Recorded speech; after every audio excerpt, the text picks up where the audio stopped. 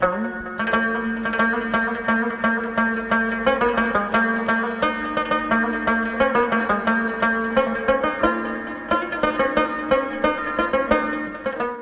سره جی خوږ باچا موجود دی. خوږ باچا دا راته ووایه چې په دې باندې خو موږ پوره سر خوږ کو چې یاره زموږ د بارګین کم ریلیټډ کاروبار چې دی هغه بدنامول طرف ته چې دی لیږي.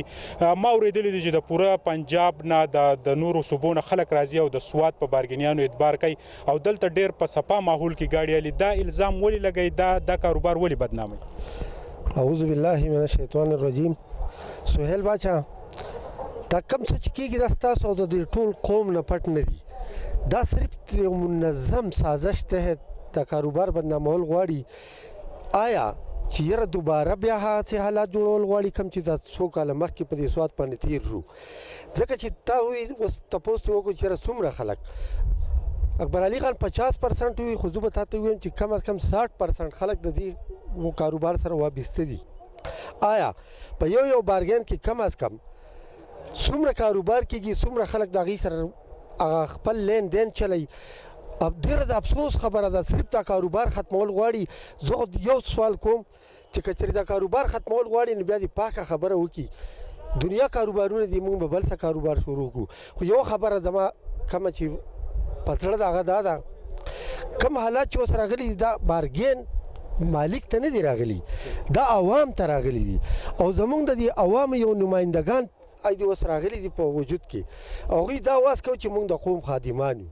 زما د هغه قوم هغه خادمانو ته ریکویسټ دی چې راوړاندې دي شي او د دې ځپلې قوم د دې خپل بېوسه قوم د کم از کم لږ تپوس خو وکړي چې خبره لږ مخ په وړاندې خو لاړه شي. مننه جي. زنګ سره علم خان هم موجود دی. علم خان چې دی دا ټول ګیدرینګ چې دی راغوښتی. علم خان دا څه چې وشو یا سب ډویژن بریکوټ بارګینو ته نقصان رسي، تاسو دونه لوی سټیپ واخیستو، خپل صدر یو انوایټ کو، آیا مطمئن شوئ چې یاره ستاسو دا کم ټینشن چې دی په دې کې به کمی راشي؟ انشاءالله زموږ د صدر صاحب چې کوم خبرې وکړې په دې موږ ډېر مطمئن شو او دا یوازې زموږ سره زیاتې نه ټول قوم سره زیاتې دی. اورې صحیح.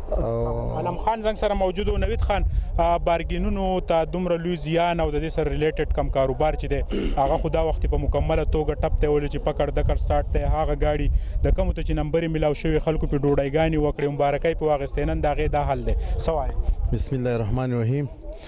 څنګه چې زموږ د ملګرو دا خبرې وکړې ټولې صحیح خبرې وکړې، بل یوازې د دې سره مونږ بارګین والا ته نه دی تکلیف، دا هغې اولس ته داسې اولس څوک د بهر نه راغلي چا ځانه پیسې راغونډې کړي، قرضداري کړی دی، ګاډی اخیستی، څوک پې ټیکسي کوي، څوک پې څه کوي او ځان یې په دې ملک کې په کار کړی دی. ځکه دلته خو څه کاروبارونه داسې حال دی.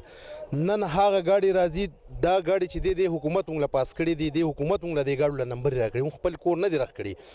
په دې ګاډو کې چند ګاډي داسې کړي چې په ټایم باندې دوی چې دا غله دي دی سرکاري کړي دي او دای بیا د خلکو له دې ګاډو له دا کم چې وس موجوده چلیږي دی له نمبر ورکړي چې دا پاک شول.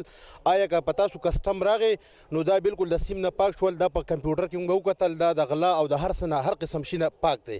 تاسو به ډایرک کسٹم کوئ او تاسو به مزید مخکې څه مسله نه راځي. نن دو دا وی چې یاره دا ټیک نه دی نو دا آیا د دې دا نمبر ما ورکړو د خلکو په خپل رخ کړو، خو د عمله د سرکاري خلکو له ورکړو. په دې کې آرمي وا، په دې کې د دو خپل ټیمو، په دې کې د دو د اسلام آباد سره کانټیکټ د هغې سیم نغول په هغې به چیک کوو چې اساس هر څه. نوید خان د خبرو کولو